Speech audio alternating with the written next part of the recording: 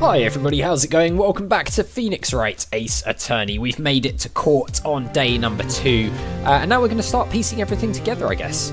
How did the investigation go yesterday, Mr. Wright? Frankly, there are still a lot of grey areas. Or rather, the whole thing is one big grey area. Don't worry about me, no matter what the outcome. I'm ready to accept my fate. I believe in you, sis. Mr. Wright, let me offer you a word of advice. Yes? A defence attorney should never believe their client. ... The defendant is called to trial because they are suspected of wrongdoing. Never forget that. Miss Skye, you remind me a lot of Mia. But there is one decisive difference between you and her. And that is... you're not a defence attorney. ... I believe it's almost time for the trial. Good luck, Mr. Wright. There's definitely something about her character that we don't know. Something big, isn't there? My first trial without a Fae helping me. No one's going to bail me out this time. That would be alright. I'll be alone in there. So I have to discover the truth all by myself. Let's do it, Mr. Wright. I'll be with you the whole way. Alright. February the 23rd, 10 AM. District Court, courtroom number 9. I don't think we've been to number 9 before, have we? Well, the judge is the same. I don't know if the judge is always the same, or if there's just one judge across the games. It'd be quite interesting to see.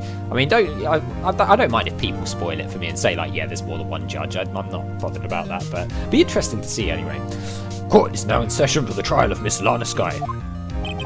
The defence is ready, Your Honour. The prosecution has been ready for a while, Your Honour. It's the rematch. Edgeworth.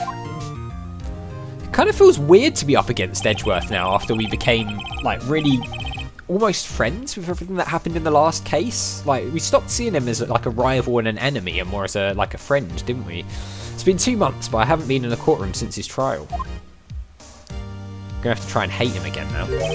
I hope that personal feelings will not be part of the proceedings today, Mr. Wright. I will choose the path I think is right, regardless of what those around me might say. The judgment to be made here is in our hands, not those of anyone else. Very well, Mr. Edgeworth. Your opening statement, please.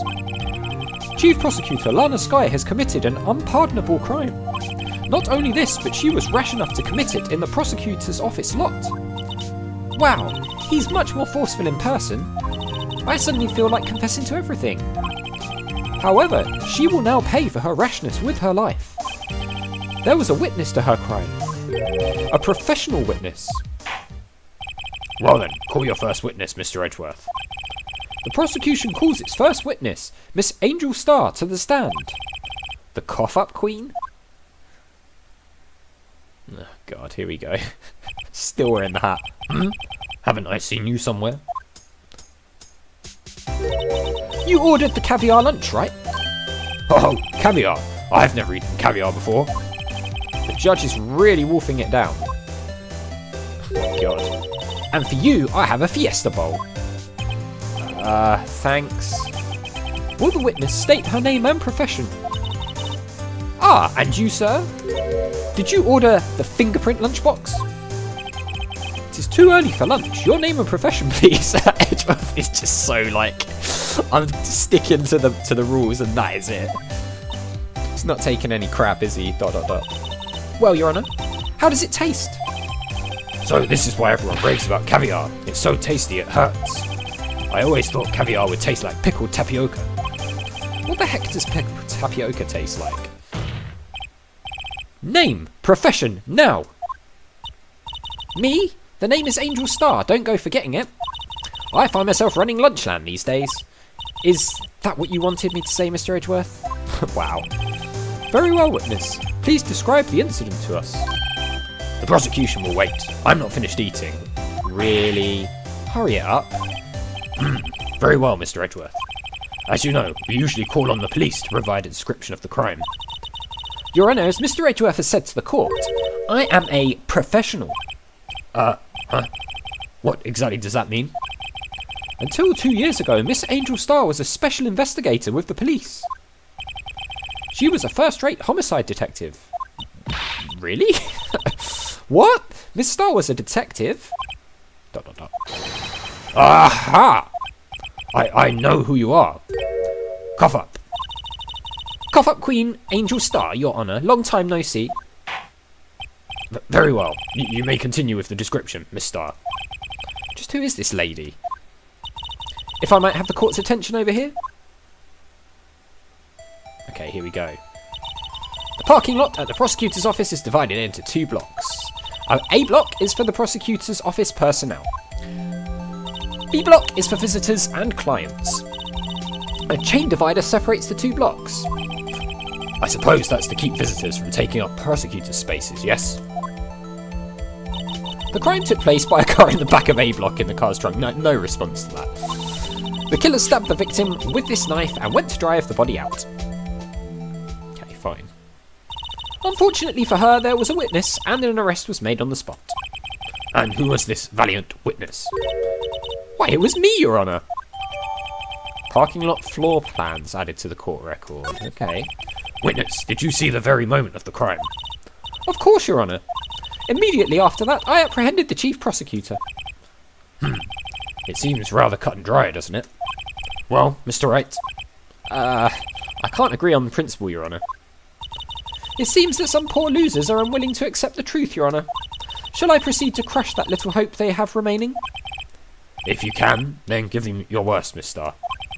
Wait, are they talking about me? Yes, they are. Okay, witness's account, here we go.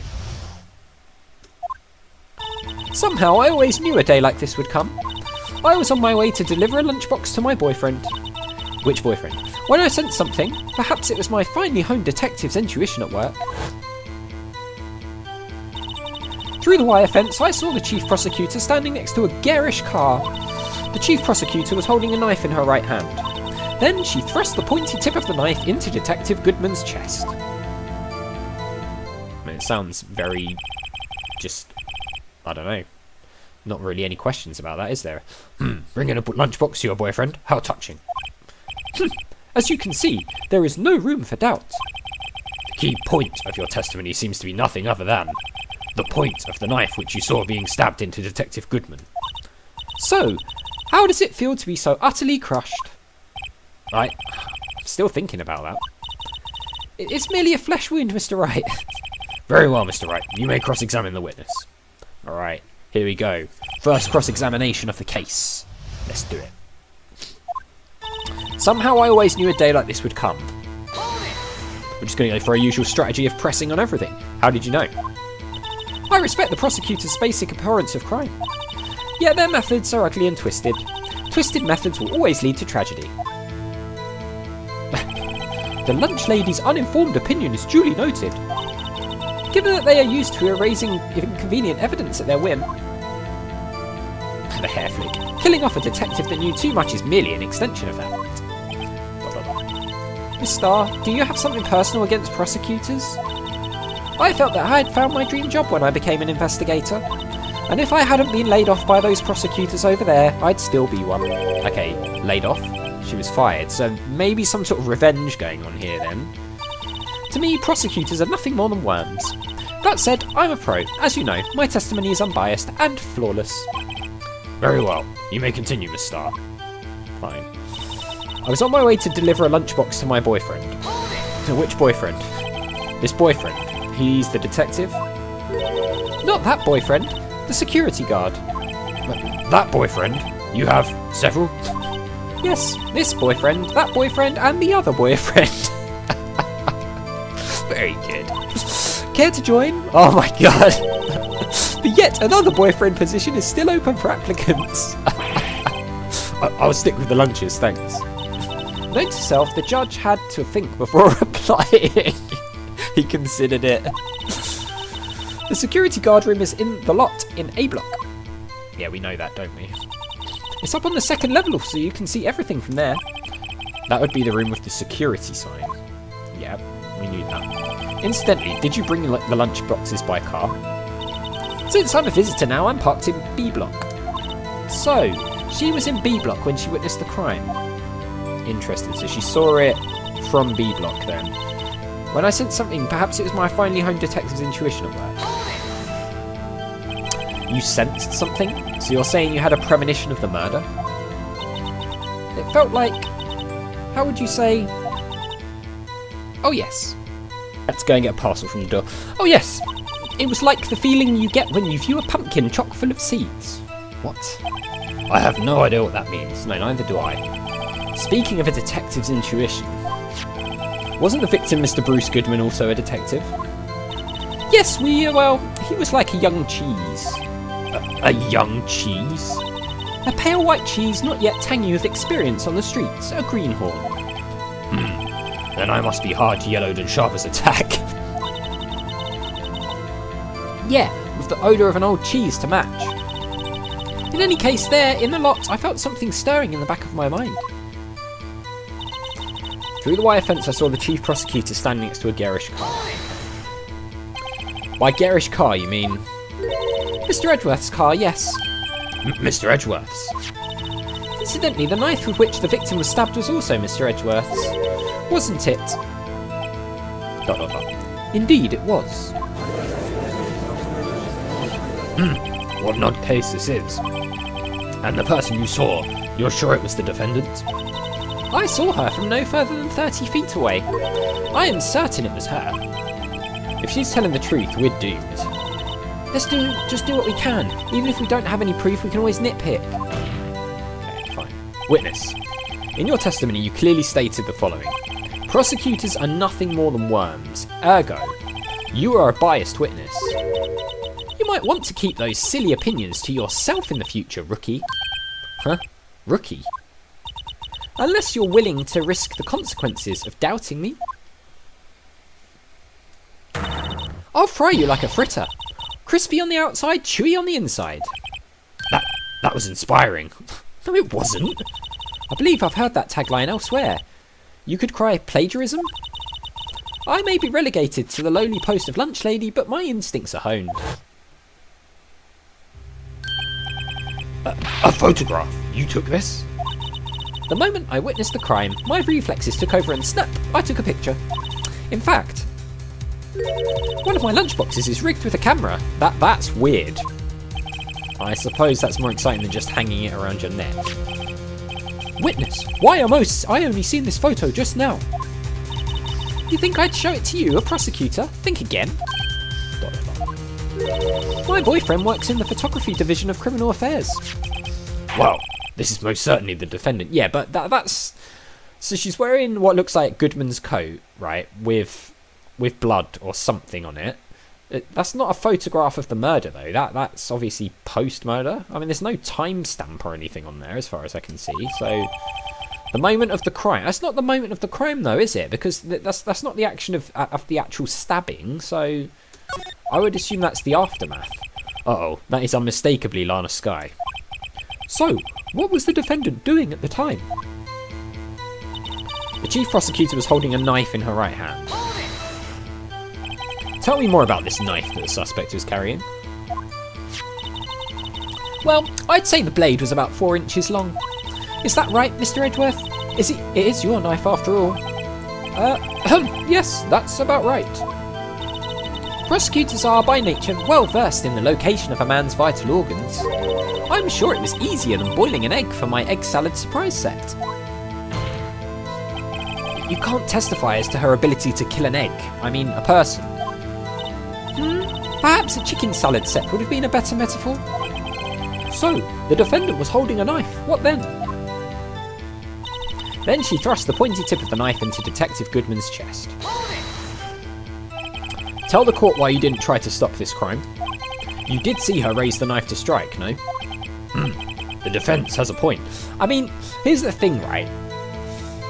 In some ways, like if you witness something like that, yeah, you might feel like I should step in and do something here, and you would hope that in that sort of case in real life people would absolutely, but at the same time you might be kind of terrified that person would turn the knife on you. So actually, you might be paralysed by fear in that situation. So yeah, especially if it's like a crazed person who's just going to kill somebody. Like I don't know, I'm not sure everyone would step in that situation, honestly. The defence has a point. Unfortunately, by the time I realised what was going on, it was already too late. Too late? Yes. The next moment, the chief prosecutor brought down the weapon. I see. It's only a flesh wound, Mr. Wright. We can make it. She's very optimistic. You said that before. Anything else? Scientifically speaking, Miss Starr's testimony is flawless. Sounds pretty fatal to me. What do we do? Is this it? Is my sister guilty? Let's just keep our heads cool and press the witness a bit, shall we? For some reason, having her panicking next to me makes me calmer. Don't smile like that. Somehow I always knew a day like this would come. So are we back to the start now? We are. We're back to the start. Okay. Let's cycle round. Let's cycle back round.